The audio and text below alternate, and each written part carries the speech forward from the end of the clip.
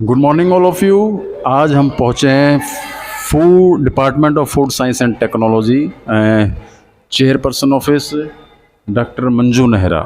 और इनके बारे में विख्यात है, ये बहुत ही सुलझी हुई पर्सन हैं और 50 से अबव इनके पब्लिकेशन हो चुके हैं। तो आज हम जानते हैं डिपार्टमेंट के बारे में, डॉक्टर मंजू नेहरा जो चेयरपर्सन हैं food science and technology department की। तो आइए आपको मिलाते हैं मैम से। कम इन मैम। जी। यस। हाँ जी।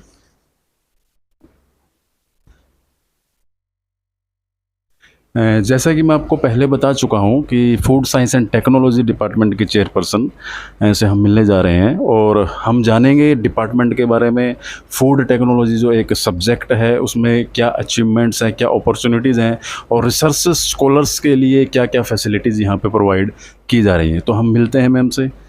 मैम आपका स्वागत है। Thank you so much. बहुत बहुत स्वागत है आपका डिपार्टमेंट में और बहुत बहुत धन्यवाद जो आप हमारे साथ यहाँ इंटरेक्ट करने के लिए आइए। Please. Thank you ma'am, thank you. तो मैम सबसे पहले तो हम डिपार्टमेंट की हिस्ट्री के बारे में जानना चाहेंगे। जी। Department of food science and technology साल 2003 से जब यूनिवर्सिटी बनी थी तब से ही यूनिवर्सिटी के एक मोटो में है कि यहाँ पे खाद्य प्रौद्योगिकी एवं प्रसंस्करण का एक यूनिट स्थापित किया जाना चाहिए। तो साल 2004 में इस डिपार्टमेंट की स्थापना हुई थी। तब से लेकर 2011 में यहाँ पे डिपार्टमेंट में पीएचडी शुरुआत की गई थी और एमएससी और पीएचडी दोनों तरह के प्रोग्राम यहाँ पे शुरू कर दिए गए हैं। साल 2018 में यूनिवर्सिटी में BSc graduate program in food science and technology भी शुरू किया गया था। तो तब से लेकर आज तक डिपार्टमेंट जो है यहाँ के सिरसा क्षेत्र के, जो कि एक अत्यंत औद्योगिक रूप से पिछड़ा हुआ क्षेत्र भी माना जाता है, वह शिक्षा के क्षेत्र में भी एक पिछड़ा हुआ माना जाता है। डिपार्टमेंट अपनी तरफ से पूरी कोशिश कर रहा है, हालांकि ये औद्योगिक और शैक्षणिक रूप से पिछड़ा हुआ है, पर खाद्य पदार्थों के उत्पादन के विषय में ये एक बहुत ही विकसित क्षेत्र है। तो हम यहाँ की लोकल जो क्रॉप्स हैं या लोकल जो नीड्स हैं उनको मद्देनज़र रखते हुए इसी तरह का हम यहाँ पे सिलेबस हमने बनाया है और इसी तरह की जो रिसर्च फैसिलिटीज़ हैं वो हम यहाँ पे क्रिएट कर रहे हैं, ताकि यहाँ के किसानों को, यहाँ के बच्चों को और यहाँ के जो उद्योग स्थापित करना चाहते हैं उन युवकों के लिए हम कुछ कर पाएँ। मैम एक धारणा थी फूड टेक्नोलॉजी विषय के बारे में, पहले लोगों का यानी कि स्टूडेंट्स का रुझान कम था, लेकिन अब हम देखने जा रहे हैं कि फूड टेक्नोलॉजी में रुझान बहुत बढ़ रहा है।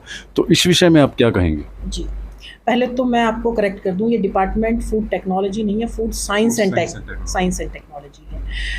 देखिए, पहले जब इवन हम भी पढ़ते थे तो इसको फूड साइंस को होम साइंस से कहीं ना कहीं रिलेट करके देखा जाता था कि ये कहीं ना कहीं या तो उसका एक पार्ट है या उसी की तरह का कुछ है कि जिसमें हम कुछ खाद्य पदार्थ बनाते होंगे और वही मार्केट में लॉन्च कर देते हैं।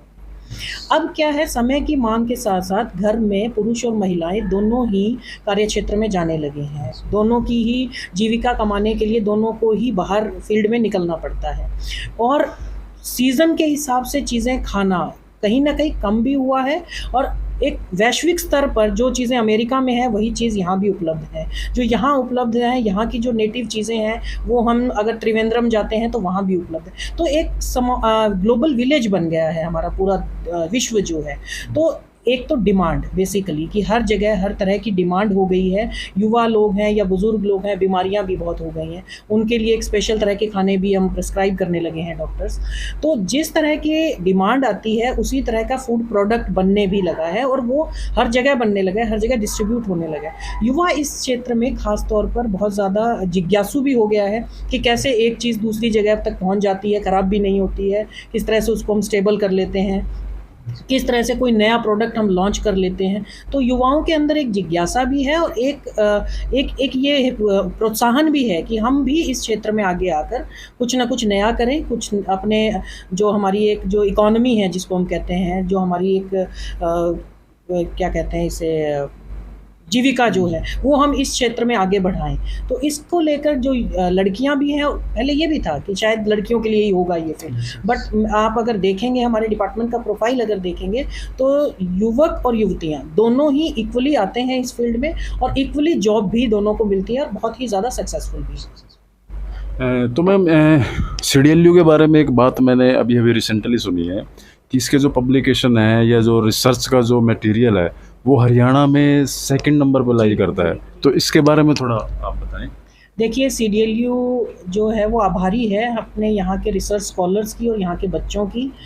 किसी ज़माने में कहा जाता था कि यहाँ के जो विद्यार्थी हैं शायद लोकल ही आते हैं और पढ़ने लिखने में बहुत ज़्यादा इच्छुक नहीं हैं, लेकिन ऐसा नहीं है। यहाँ पे जो विद्यार्थी आते हैं बहुत ही ज़ील के साथ, एंथुसियाज़म के साथ आते हैं और यहाँ पे जितने भी रिसोर्सेज अवेलेबल हैं उनका संपूर्ण रूप से इस्तेमाल करते हैं और एक अंदर उनके सीखने की इच्छा भी है।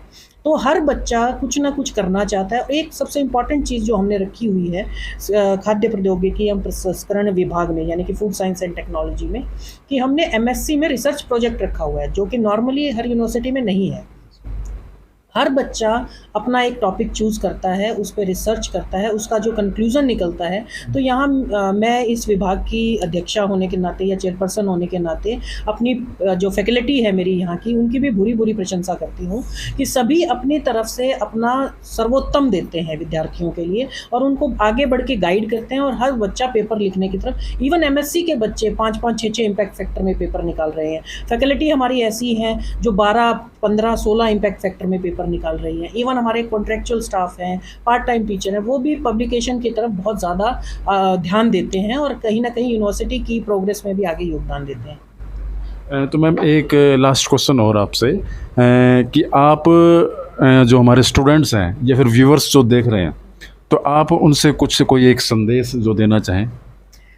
देखिए एडमिशन का टाइम है। मैं ये ज़रूर कहना चाहूँगी कि जिनको भी थोड़ा बहुत भी कन्फ्यूज़न है कि ये किस तरह की साइंस होती होगी, क्या यहाँ पढ़ाते होंगे, तो डिपार्टमेंट के दरवाजे 9 से 5:30 बजे तक हमेशा खुले हैं। आप यहाँ आइए, करियर की अपार संभावनाएं फूड साइंस एंड टेक्नोलॉजी में हैं और हमारा मुख्य उद्देश्य इंडस्ट्री, फार्मर और स्टूडेंट, जो हमारी वैश्विक ज़रूरत भी बन चुकी है आज की, हम लोकल की बजाय ग्लोकल, एक नया वर्ड आया है कि ग्लोबल लेवल पर लोकल चीज़ों को हम लेकर जाएं। डिपार्टमेंट उसी दिशा में काम कर रहा है। तो हर विद्यार्थी जो भी ग्रेजुएशन या पोस्ट ग्रेजुएशन लेवल पर अपनी उच्च शिक्षा को लेकर जाना चाहता है, डिपार्टमेंट उनके स्वागत के लिए हमेशा तैयार है, उनको गाइड भी करेगा। और अगर उनकी डिपार्टमेंट को लेकर या इस फील्ड को लेकर कोई भी जिज्ञासा है तो हम उसको दूर करने के लिए भी हमेशा तत्पर हैं।